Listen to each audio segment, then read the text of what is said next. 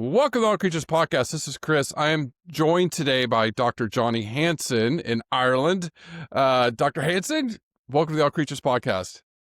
Thank you so much, Chris. It's great to be on the show and connecting across the world and all over the world. That's what I love. Again, as I was telling you, it's so amazing, this podcast, to be able to speak to experts like you from around the world. Love technology. So really quickly, Dr. Hanson is an environmental social scientist at Queen's University, Belfast, an award-winning social entrepreneur, managed Northern Ireland's first community-owned farm.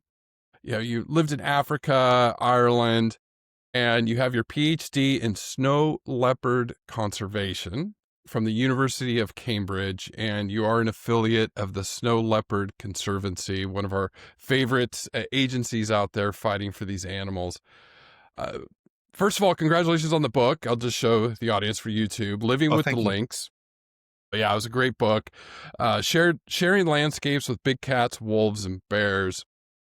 Really a topic that we've covered over the years, but it's interesting, especially to get your take, to talk about reintroducing some of these, carnivores to the British Isles, but also your work in Nepal and with the snow leopards. So, it's going to be a really fun discussion today. Yeah, just want to get going into it because I want you to do the talking, not me. Let's get started.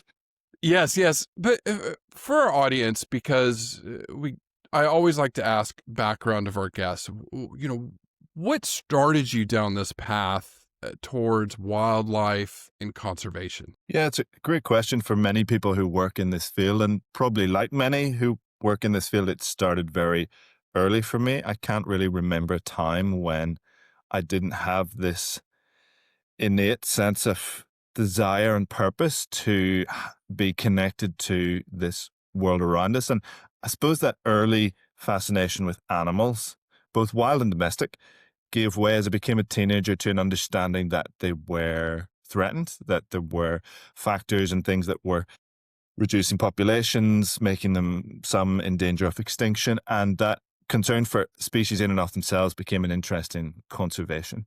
And then as I grew older still and became an adult, I started to realize that you couldn't really separate the environment from the social and the economic. So I started to become interested in sustainability as a whole package. And that still stands for me today, in that the threats to nature come from human nature. And that's the bad news. But the good news is that the solutions for nature come from human nature too. And I realized that in many ways, the key to saving nature, even though we're talking about snow leopards and lynx and wolves and bears, was understanding human nature. And that's a segue into the social science now that I do. But the other element for me was not just that I grew up loving big cats. In particular, I just had this, again, not sure where it came from, this sense, maybe it's destiny, purpose, whatever, fate, whatever you want to call it, just this love of big cats that I'm incredibly fascinated by.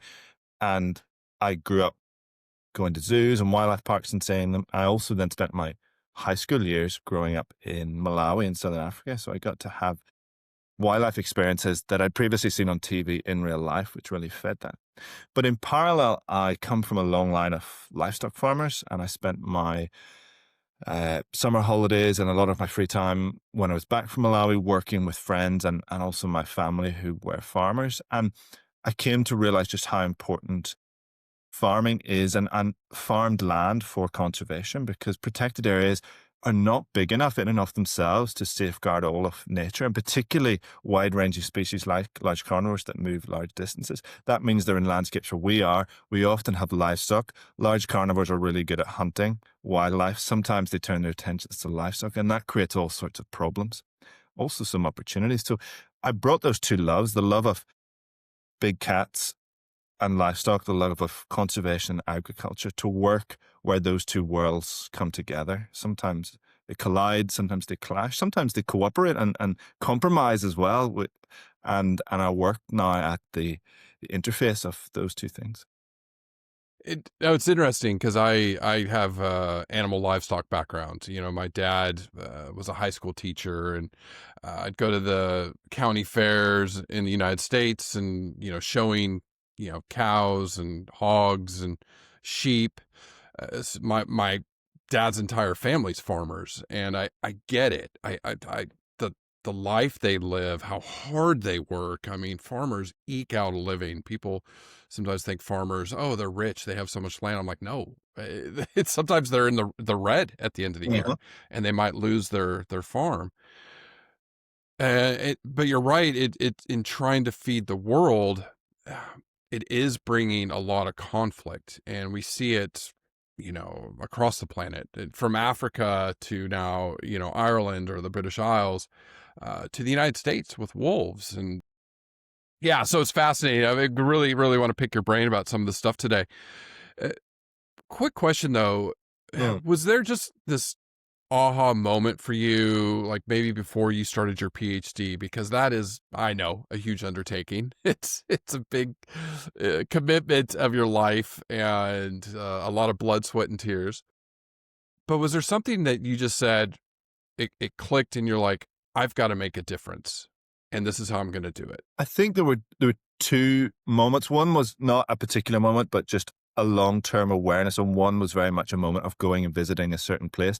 The long-term building of awareness was when I moved to Malawi, and those 7 years that I lived there as a teenager, very formative.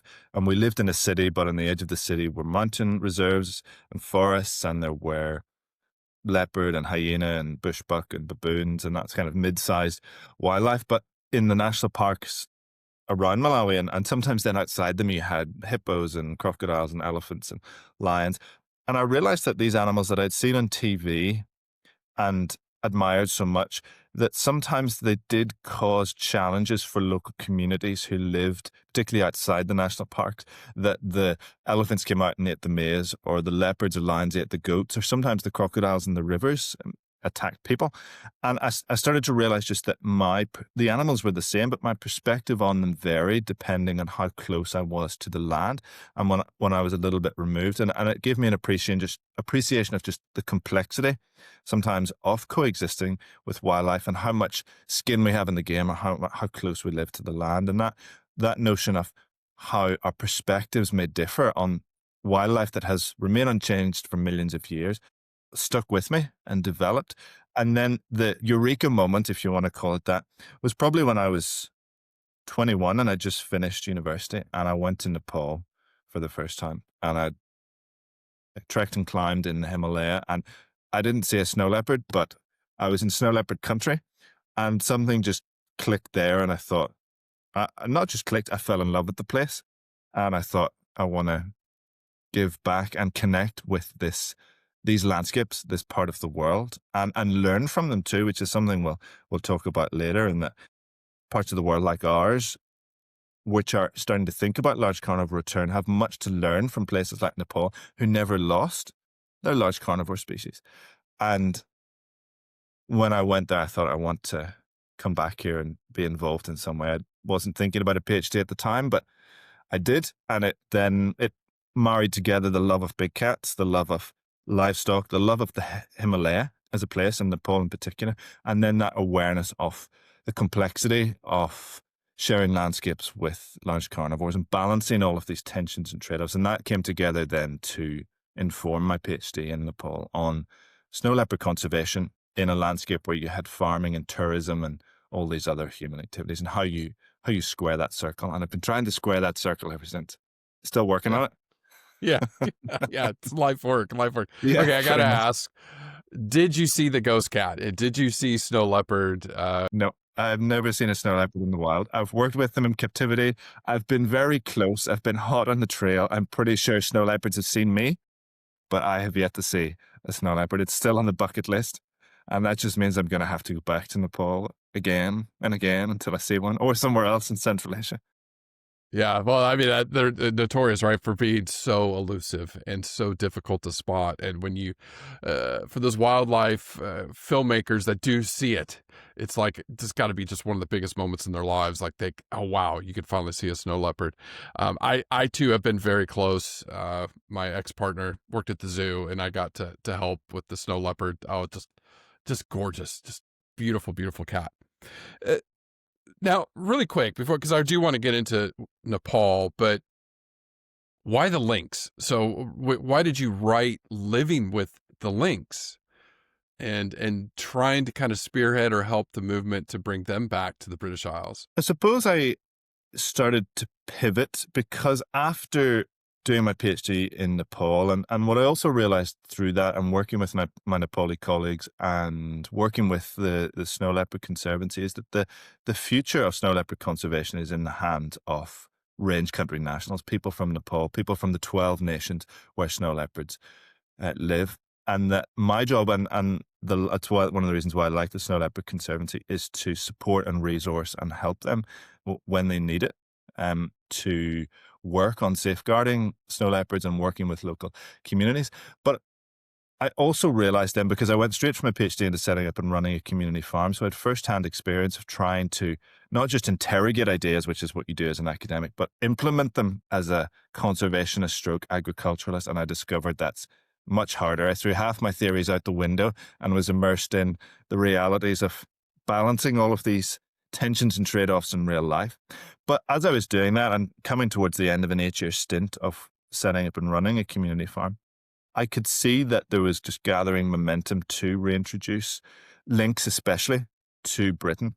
And there had been a failed reintroduction attempt, which was, in my opinion, and in the opinion of quite a few others, very badly managed. It was very technocratic, very top-down. I would even go so far to say a little bit arrogant, lack of consultation with both farmers and communities. And I thought that's the wrong way to do that. The people most affected should be the first people that you talk to, not the last people to talk to. And I could just see momentum building. I was ready to move back into large carnivore research and bring all of that experience from Nepal and what I learned there, and bring all of my experience from actually running a farm and managing livestock and balancing it with conservation, and just bring it to, again, squaring that circle of, if we are to have these animals back in these islands, in Britain and in Ireland, how would it work, especially with livestock farming? What are farmers' concerns, their real concerns, also their perceived concerns? Because when you're dealing with large carnivores, like with politics, it's not just about reality, it's about perception too.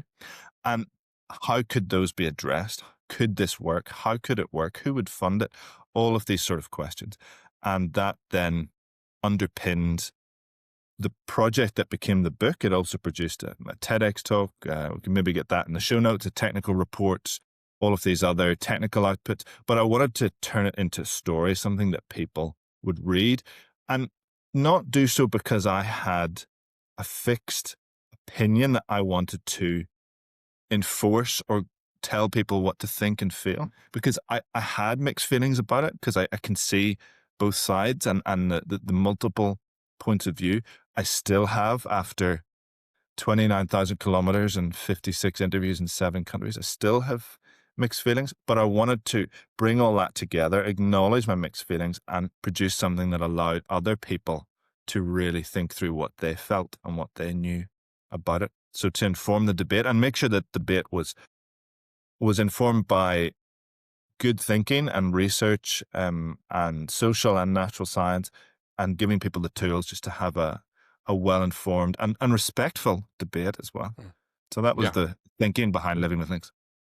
No, yeah, no, I mean, I think it really underpins and you capture it beautifully. Conservation, I don't know if it was just growing up, you thought it was easy, oh, just leave the animals alone, put up some fences, they'll do their thing, you do your thing, and we'll be great. But we realize it's not. It's very complex. It's very muddy. And I think from Nepal, because we quote Nepal quite a bit, because there's a lot of good research that you were probably part of coming out of there, community-led conservation is very successful. And I think in the film you have coming up too, we can, Snow Leopard Trail, did I get that right? The trailer, you talk about it, it's not us going into, say, Africa and say, oh, you're going to protect the elephants. And we're telling you, you better protect your elephants or else, threatening the locals or whatever. Instead, that didn't work. But what's working is, getting them involved, talking to them, the farmers there. I think one of the strategies to keep elephants away is put beehives around farms, that keeps elephants away. So finding solutions that way is critical, right, and complex, and you captured it beautifully.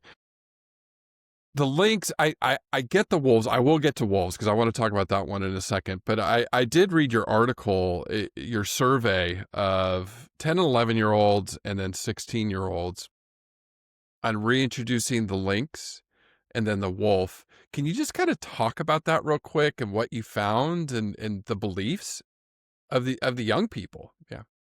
Really interesting research just published a couple of weeks ago, which is the first survey of young people in the UK on their attitudes to lynx wolves and their potential reintroduction. That's the first survey data from any age group on the island of Ireland. And it's really interesting for a number of reasons. So we asked 4,000 10 and 11-year-olds and over 1,000 16-year-olds what they thought about this.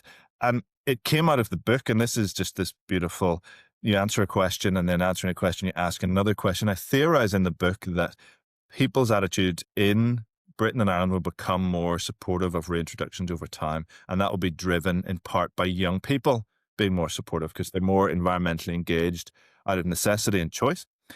But no one had tested that, so I thought, let me go out and ask some young people. And I'm fortunate to work in an institute that samples young people of both age groups every year in their thousands, so really big sample size.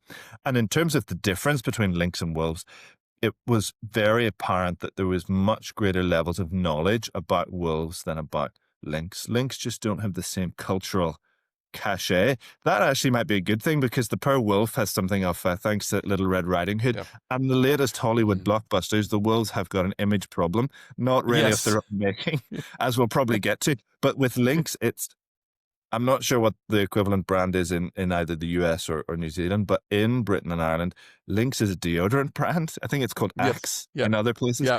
Most people probably think that, and it's particularly aimed at teenagers. So 16-year-olds are thinking this is a deodorant brand, not a wildcat that we used to have and might have in the future.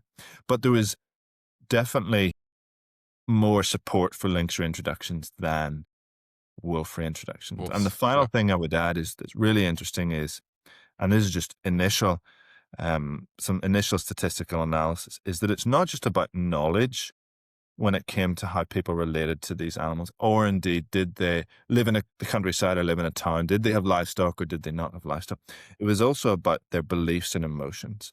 So if they felt that these animals were beautiful or good, they were more likely to support their potential return. If they thought they were bad or scary, they were less likely. And there's a lesson there just in terms of our engagement with the natural world. It's not just something that we know. As important as knowledge is, and I say that as a producer and critiquer of knowledge, it's also something that we feel, Chris. It comes from our head, but it comes from our heart as well. And maybe even those lifelong desires that influence where we go, you and I and others listening in our careers, they come from, yes, knowledge, but they come from a deep love. So, of course, emotion matters, and that can be positive and negative. So lots of really interesting things coming out of this research. Yeah, no, I did. It made me think for myself.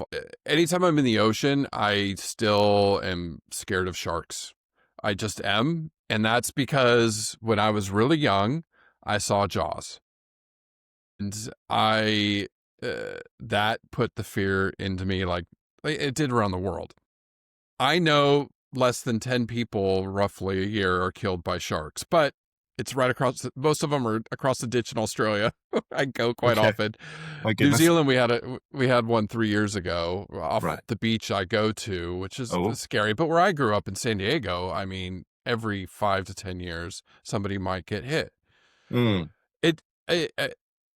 I don't want to go kill sharks. And that's why drumlining in Australia still does this stuff to make the public feel good, even though the research is showing it's not helping. It's not reducing shark attacks. It's actually, they think, sometimes increasing shark attacks. That all being said, I agree with you. This belief, and wolves, I found it interesting, the wolves, and there was an article linked to the one, because I read it, and it was how Hollywood's horrors killer wolf trope is sabotaging rewilding efforts. And I think you're right. It's the movie Frankenstein on Netflix I watched a few weeks ago, and I paused it and looked at my wife and I said, this is why wolves have a problem. because they show these bloodthirsty creatures killing this family. And I'm like, that doesn't happen. Like, that's so rare. And is that kind of the belief, the belief system that the young folks had in that survey? Think, we haven't had wolves in the island of Ireland since 1786. So there's no living memory, obviously. That means that when 50% of 10 and 11-year-olds feel that wolves are scary, they were given free choice of 10 different words about when they thought of a wolf or a lynx, what came to mind. 50% think they're scary. That is coming from somewhere. Is there some evolutionary instinct with large carnivores buried deep in our psyche from the plains of Africa a million years Yeah. ago? Yes, I think so. But Yeah. much closer in space and time is Little Red Riding Hood. And yet in the 21st century, we have all the blockbusters still telling this tired old tale that the large carnivores are the bad guys and the bad girls, and it is wolves in particular. And from Nepal, I would add, I have seen also there where communities are tolerant of snow leopards and livestock losses to them, including sometimes quite high levels when they'll climb into a corral and kill 50 sheep and goats in a night. But there is generally more tolerance of snow leopards than there is of wolves. And in two places where I've worked in Nepal, wolves have started to return, and there is much more negativity. So this isn't just an issue in, let's call them Western cultures that have that back catalogue of Western fairy tales. I think it's a pattern we see across the world, but certainly stories that are coming out now, those blockbusters, I haven't seen that one. The one that springs to mind with me was when I was growing up was Disney's Beauty and the Beast, which traumatized me as a child. But even like Disney's Frozen, which came out, 10 years ago, 15 years ago? Still the tired old tale where the large carnivores, and especially the wolves, are the Wolves. villains. And the facts don't bear up. Yet, impact, as we can see in this sample, is that 50% of children, most of whom will never see a wolf in their life, not even, maybe in a zoo, 5%, in terms of in the wild, have maybe 0.001% have seen a wolf in the wild. And yet they have this very strong belief. So the stories we tell shape the world that we live in. Yeah. I mean, even growing up, I was scared of coyotes howling outside my window in California. Now as an adult, when I see them or when I go back to the States and I see a coyote, I'm all excited. I'm like, oh my goodness, there's a coyote. I just saw it, big bushy tail. But yeah, that culture and maybe it is that lizard brain of us that wolves are scary, even though we live with their counterparts in our Indeed. homes, our dogs. Our best friends, Anyways, our domesticated wolves. yes. But it's created a lot of conflict in the United States. I mean, just today, they're pushing to delist it on the endangered species list. So they'll lose those protections, more hunting of wolves, more persecution of wolves. And it's sad. It's really sad because they're really, really critical to their ecosystems. Yeah. So what I would just add to that, though, is, and I think it's important to think about this, and especially I'd imagine, our listeners, and for those of us involved in wildlife conservation, it's good to not just critique people who disagree with. It's good for us to critique ourselves. And whereas we've just talked about the demonization of wolves, where they come to symbolize evil or threat or fear, there can be at times the other extreme in the conservation movement, and especially within rewilding. And we see this in Britain and Ireland, where there is a tendency sometimes to romanticize these species, large carnivores and wolves in particular. And in both cases, that is because these animals are not just biological beings that wander the landscapes of the world around us. They're also psychological symbols who wander the landscapes of the world within us. And as anything that is symbolic, we project onto it what we want. That's why I love big cats. I'm a bit of I was going to say a lone wolf, but that's the wrong metaphor to use in this particular context. I admire their solitary lifestyle and they get stuff done and just their whole way of being. But those big cats know nothing about that. The snow leopard knows nothing of my fascination with the species. They just do what snow leopards do.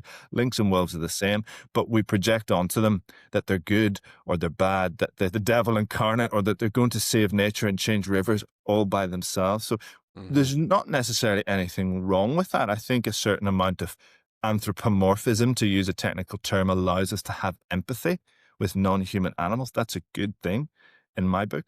But we should also question ourselves and say at times, well, is the wolf really like that? Or is it just my perspective? Again, we're back with perspectives, Chris. Is it my perspective on the wolf? There's nothing wrong with perspectives, but we should just critique where they come from and what they mean. Yeah, no, that's brilliant. And the social science, I'm feeling it, and Yes, I'm seeing it, subtly. and yeah, and I'm learning it. It's amazing. 8 o'clock in the morning, no, for me anyway. So yeah, I would take a course with you. That'd be brilliant, just to listen to you speak about this for hours.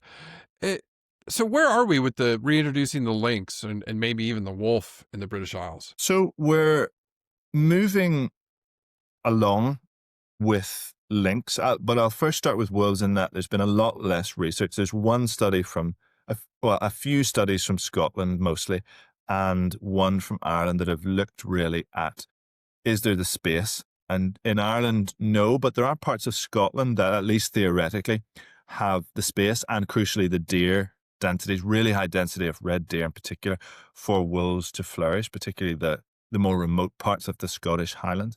But the very limited surveys that have been done would show there's less support for wolf reintroductions than for lynx. With lynx in Ireland, there's one study that said we don't have the forest cover because we have very little natural forest cover in Ireland, but maybe in the future, as there is more reforestation, there may be enough habitat for lynx in the future. But in Ireland, there's a question about whether lynx are actually native. There's only one femur bone from about 10,000 years ago. So there's a question, did we ever have lynx? It's from a disturbed site, or did someone bring that bone there and therefore are they native? Some say, well, we now have invasive deer, the lynx could help control that invasive deer. So there's a whole separate debate with lynx in Ireland. But it's really all kicking off in Britain with lynx, and particularly 2025 has been a really big year for this. And that's not just because my book was out in 2025, because at the start of this year, we had the illegal release of 4 Eurasian lynx into the Scottish Highlands, 4 of whom were, they were all recaptured. One subsequently died, unfortunately, in the recapture. But that just created a bit of a political, what's the best term to use, firestorm over this. And there was a political decision to outlaw any legal reintroductions, because there are 2 campaigns to legally reintroduce lynx in Britain, one in Scottish Highlands, one in southern Scotland, northern England. And they're just gathering evidence and doing studies and things like that. The studies that show there is the space and prey, so deer and habitat for lynx, are showing that, again, like with wolves, there is the theoretical suitability. But where the gaps are then are in the social aspects. Could people support it? And later in the year, there was a big report out from Scotland that looked at that with all these different stakeholders, brought them all together and said, if this were to work, how could it be managed? How could it be governed? What are the problems? What are the solutions? So good to see those conversations being had, including and especially with the likes of sheep farmers and maybe some gamekeepers or hunters who are not keen on the idea, because their perspectives need to be factored in to be built in to plans, not just bolted on as an afterthought.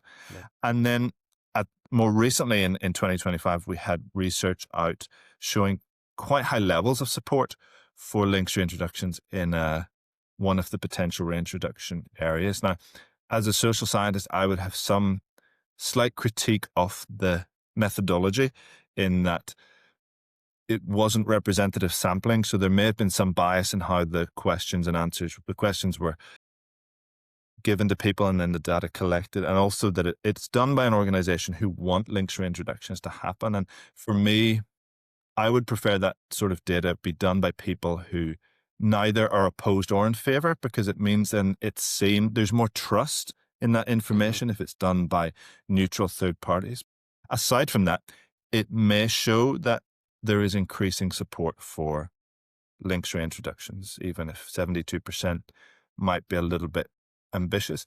And that chimes with what I conclude in my book, that the support for reintroductions of lynx, maybe wolves, not sure we'll ever get there with bears, is, I think, likely to increase in the 21st century as the habitat quality and quantity also increases through less sheep farming in mountainous areas, more forest, more deer. And I do think at some point in the future that ecological suitability and that social suitability will overlap, and there will be trial reintroductions that may then become real introductions. It's interesting. My partner, she's from Liverpool, so northern England, and I've been during COVID. I got stuck there for 7 months, so I got to travel quite up and down England. I went up to Scotland a little bit, and I'm trying to think, where would you put bears? Yeah, wolves. I get the wolves in North Scotland. I get that, and it's pretty remote. But thinking about the bears, that because I tell people I go around and give this talk. I've given it for 10 years of conservation, and it's matured since I left the university in the United States. But I have a slide that I've kept, and it's the vanishing wildlife of England, and it has lynx and it has bears. And I tell people, yeah, there were bears in England. I think it was at 1300 when the last one they thought was killed. Around then, yeah. So I, hopefully one day we can get to somewhere, but. The wolves, you think that's going to be tough to bring them into the British Isles? I think so, for some of the reasons we've talked about already. That sense of fear, wolves have the potential to do. There's a higher level of risk to livestock, both real and perceived. They can take cattle, they can take horses, they can take goats, and larger farm animals than lynx, which can take the occasional sheep and maybe the occasional goat. There is also higher levels of real and perceived risk to people as well. And I think with wolves, that's the levels of perceived risk are much higher than actual risk. Nevertheless, wolves are a bit riskier than lynx, and that's going to be very challenging. I think in an age of polarized opinions on many things and very febrile social media and media context, I think I was just talking to a Finnish friend yesterday who's in Finland for Christmas. She works in conservation in Northern Ireland, and she said, she's at her forest cabin, and she said, my uncle's neighbour's cat was killed by a lynx. And my first thought was, if that was in Britain, I could just imagine tabloid newspapers getting hold of that and just running with it. And there would be absolute riots, because the British are a nation of pet lovers, which is a good thing. But if the poor lynx and wolf would then be in the crosshairs, not just for eating sheep, but for eating Daisy the dog or Connor the cat.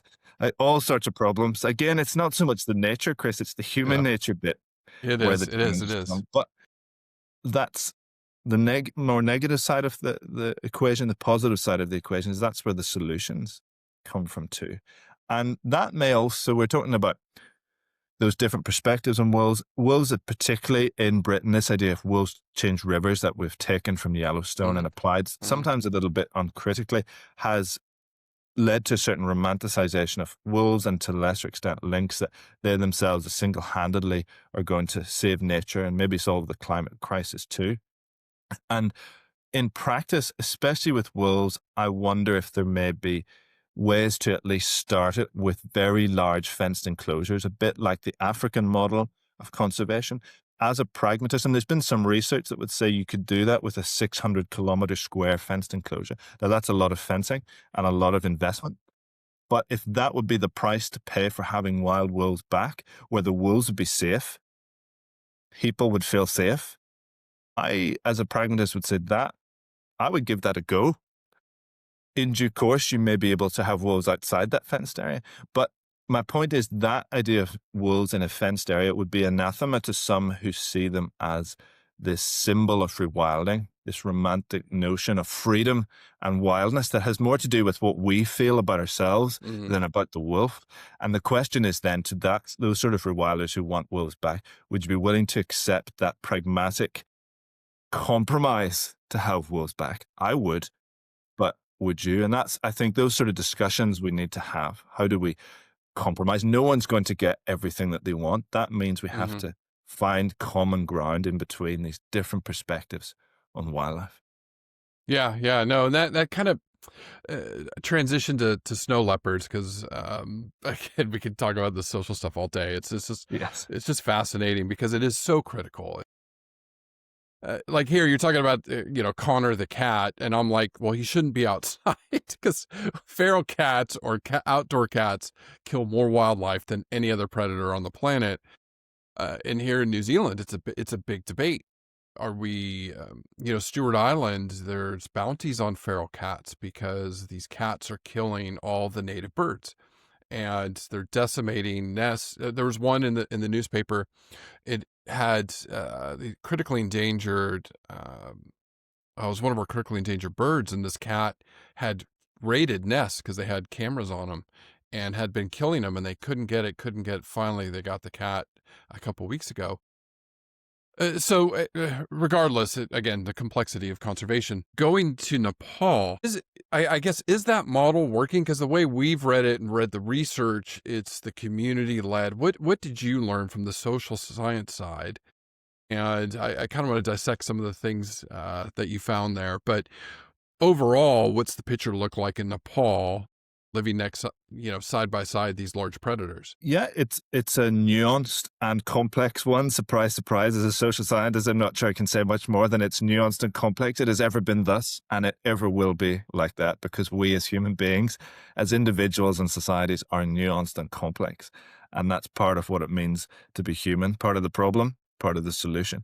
In Nepal, surprise, surprise, it is no different. But what's interesting is when I looked at snow leopard conservation, I looked at and compared two different approaches to conservation. One was the Everest region, Sagarmatha National Park, which would have been a more traditional top-down, like fences and fines approach to conservation, although there weren't actually any fences, just at that altitude, not pragmatic at all.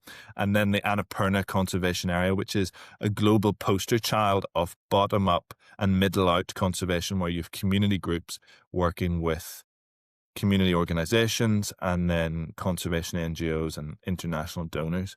And it varied slightly, people's attitudes varied slightly between them. So did their livelihoods. Generally, livelihoods were better in the community base, but it's very hard to say there was one particular reason for that. But I think conservation, there's a trade-off between places like that, in that I'm a great believer in involving communities in conservation. And if they live in protected areas, which tens of millions do across the world, particularly in the global south, then you need to tread very carefully, because conservation has in the past, with some colonial baggage, had a bit of a dark side in terms of throwing, particularly pastoralists, off their land in Yellowstone and in Africa and in Asia too. Having said that, when you have then in communities living in national parks, you have more tensions and trade-offs between the goal of safeguarding and maintaining biodiversity and between the social and economic needs of those same communities. And the Annapurna region, where this short film that I've made is based, showcasing the work of my Nepali colleagues Rinzin Lama and Tashi Gali, gets at the heart of that, because it's 7,000 square kilometres, half the size of Northern Ireland, has 100,000 people living in it, 100,000 tourists visiting a year. It's had a road gradually creeping around both sides of the Annapurna Massif.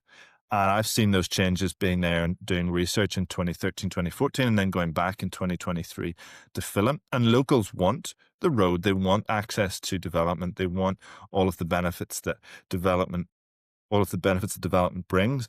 But that in turn then can sometimes mean tension with the goal of maintaining biodiversity. So when you have those goals in the same place at the same time, then it does involve tensions and trade-offs. And then we see different types of protected areas. Some without people, it's easier to focus just on the conservation aspect. And some where people are living and always have been, you have to acknowledge that there will be some trade-offs between those different goals.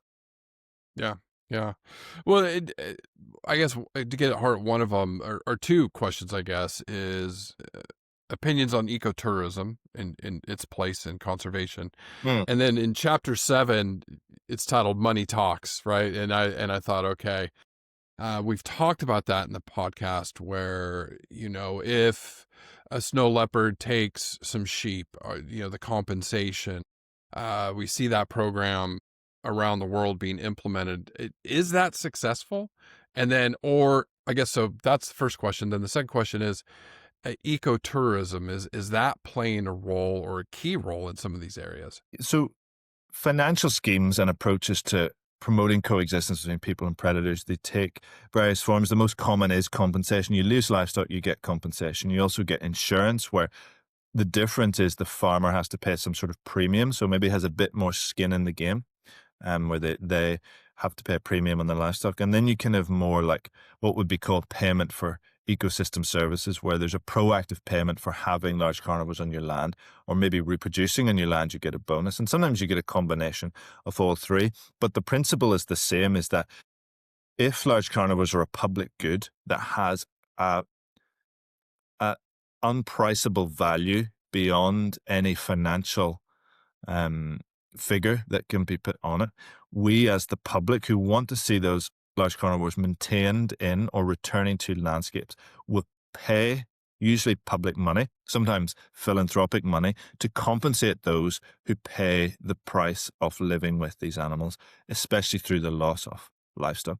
And I think it's a really important and critical part of large carnivore conservation. In practice, whenever money is involved in human decision making and human behavior, it has a curious effect on us that can be positive. The market can do great things. It can be negative. The market can cause a lot of problems too. And especially when we apply it to emotive things like large carnivores, where the livestock lost are not just, again, economic assets. They're also usually symbols of a way of life or a way of being, like your folks' family farm growing up. My grandparents farming, their attachment to livestock was emotional as well as economic. And so you're dealing with quite a complex situation, and it needs to be designed carefully. And especially when you look at analyses of compensation schemes across the world, and I found this in my analysis of compensation in Nepal, the single biggest critique is usually how bureaucratic it is. So how much delay is involved in verifying and then compensating. So I would be a big believer. And again, this is where my experience of running a farm and dealing with bureaucracy, not with livestock losses, but many other aspects, would make me say that if we're going to have compensation for lynx and maybe wolf reintroductions in Britain and Ireland, and we absolutely need to have compensation, it needs to be really well designed. It needs to be farmer-centering. It needs to be fast, and it needs to be trusted, and it needs to be easy. And those are principles that in other parts of the world, I think we've maybe learned the hard way in terms of how it can be designed. And there's better ways to do it that we could think about in these islands. Yeah, yeah. And then just touch upon ecotourism. I don't know if that has a big impact in, I guess, Nepal, but, especially in like even the British Isles, that could attract people to try to spot a lynx in the wild or wolves in the wild.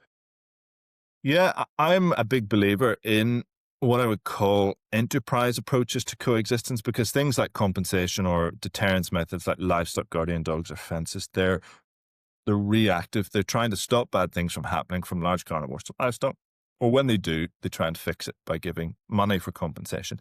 The quintessential difference with enterprise approaches like tourism is that they're proactive and they see the potential from predators in a landscape and the potential to generate income from having those animals around and having, as you say, people coming and seeing them, or at least in the case of lynx, which are the ghost of the forest, or the snow leopards, the ghost of the mountains, being in their kingdom, maybe checking a camera trap, maybe seeing some pug marks, maybe seeing some scat, if you're very lucky, actually seeing the cat in question.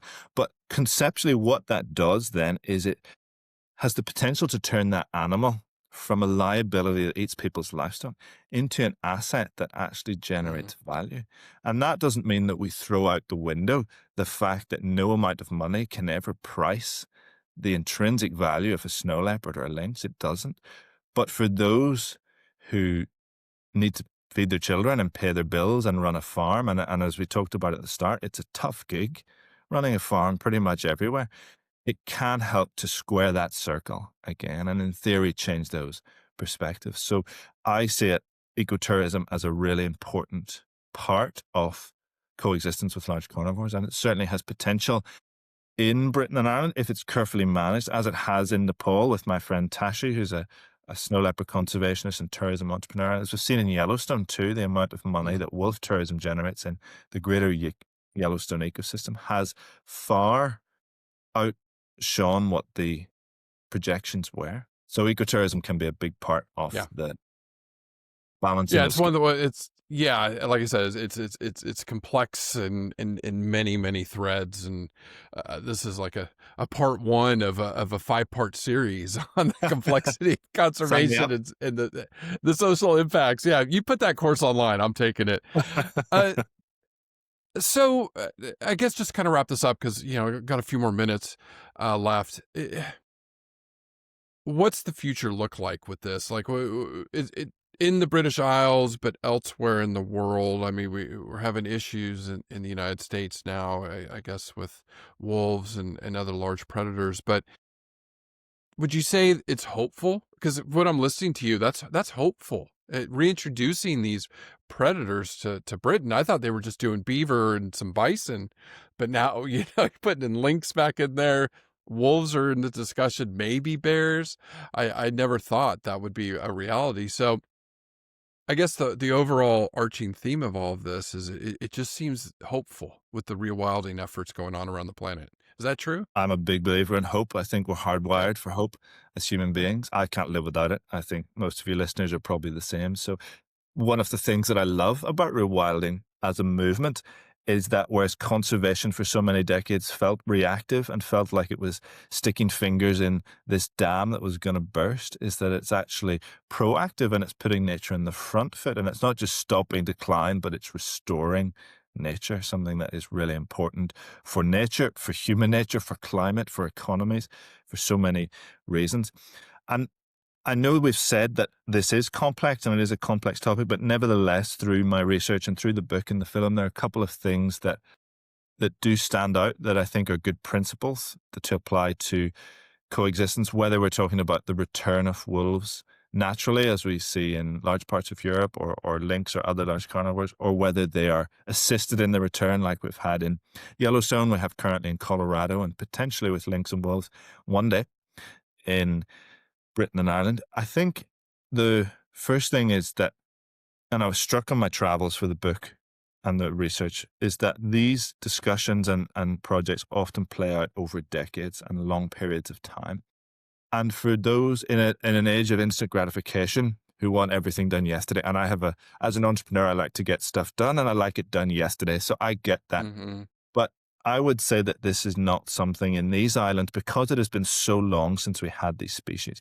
And we have the extinction, not just of the species, but the extinction of the experience of living and farming with them, that it is not something to be rushed into, that it is something to be done carefully and to be thought through, and to make sure that big questions such as, how is this going to be funded over the next 100 years, which is the time frame of the ecological studies.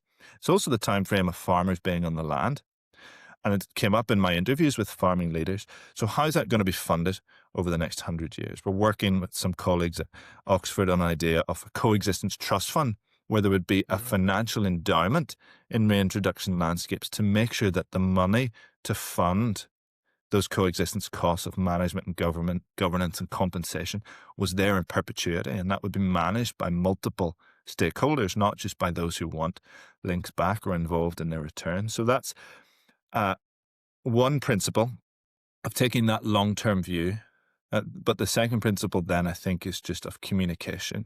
We're hardwired for communication too. And communication on sensitive topics, I think, has become harder, because in this age of polarization, it's very easy to demonize people. You disagree on one thing, letter A, and even though you agree on letter B right through Z, because you disagree on A, you write that entire person off and demonize them sometimes. I see a lot of that in discourse about many things, but especially when it comes to contentious issues. And large carnivores are contentious, and their return is even more contentious. So I think communication where we acknowledge the humanity and integrity of the person behind the views, even if we disagree with the views, I think that's really important. And that leads me to the third principle, I would say, is that in coexistence, compromise is absolutely essential, because in a world where there is a fixed amount of space and a fixed amount of land and an increasing number of people putting an increasing number of demands on that land, it means compromise. It means compromise between liberals and conservatives, between right wing and Mm-hmm. left wing, between those who want X and those who want Y, and it's compromise between the different visions of what that land is for. Is it just for food production? Is it for nature? Is it for climate? Is it for industry and residential areas? It's usually all of those, but it depends where and at what time. And that means compromise between our visions and our values and our different beliefs for human nature and also for nature. So when it comes to coexistence with carnivores, it's about all of those things. It's about taking that long-term view. It's about communication, and it's about compromise too. Yeah, that's beautifully said. And yeah, and maybe just because I'm from the U.S., there's just such a political divide, and that compromise that I grew up with is long gone. And I think we need to come back together, especially the younger generation listening. You've got to listen to the other side. You've got to engage with the other side and find the middle ground, because if we just yell at each other, nothing gets done. Nothing gets done. And this was Jonny. This was fascinating. I agree with you. The younger generation, I'm very hopeful with them. As I get older, my generation, Gen X, we're starting to become decision makers and leaders. So I feel like we'll wake up and make some change, and we want to leave something great back with the young generation, my children, and everybody else as they're listening. Snow Leopard Trail, where can we find that? First question as we close out. It's still touring film festivals. It will probably go on YouTube next Snow Leopard Day, which is the 23rd of October, 2026. So you're going to have to wait. Well, that's 10 months until you can see it, but maybe closer to the time we can get that in your newsletter or in your socials or something like that, just to remind people. In the meantime, there is a teaser that we can maybe include in the show notes for people to, for sure. just I will whet their appetite. Yes. I was like, okay, I want to watch this, so I'll try to catch it in the film festival if it comes through New Zealand. And then Living with the Lynx, sharing landscapes with big cats, wolves, and bears. I'll put the links in the show notes, but where can people find this too?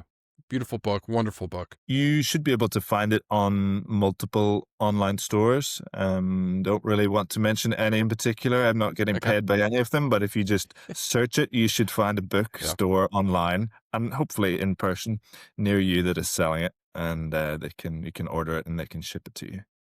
Yeah. And then best place to find you was, I did find your website, jonnyhanson.com. Is that right? JonnyHanson.com. I have a quarterly newsletter which you can sign up to, which keeps you up to date. If you really want and are interested and would like a signed copy, you can get in touch with me through the website and I can arrange that for you and post it to you. So just saying, Christmas is around the corner, so or any time of year. Any time of year. Not just Christmas. Well, my goal is to track you down and have you sign this copy for me. Or you come to New Zealand and we don't have any large carnivores except off the coast swimming around. But Dr. Jonny Hanson, wonderful to speak with you. I really enjoyed the book. Your work is phenomenal, and I just want to say from the bottom of my heart, my co-host Angie, who is asleep in Florida, and to all of our listeners, thank you for what you do. It's, I think, listening to you realize that it takes a village, and you play a critical piece in that. So I just want to say thank you on the behalf of our listeners. Please keep up the great work, and please keep writing. This was fantastic. And I'm definitely going to sign up to the newsletter and follow your career as you move forward. But thank you so much. Thank you so much, Chris. It's been a pleasure. And I would just finish where we started, that yes, it's complex. And yes, we've talked about all the numbers and the facts and figures that we can do with research, both natural and social science. But ultimately, it comes down to something very simple, and that's how much we love this world. And we love where we come from, and we love wildlife and nature. And that is something really important to anchor and animate our lives and careers in every part of the world. Yeah. All right. Take care.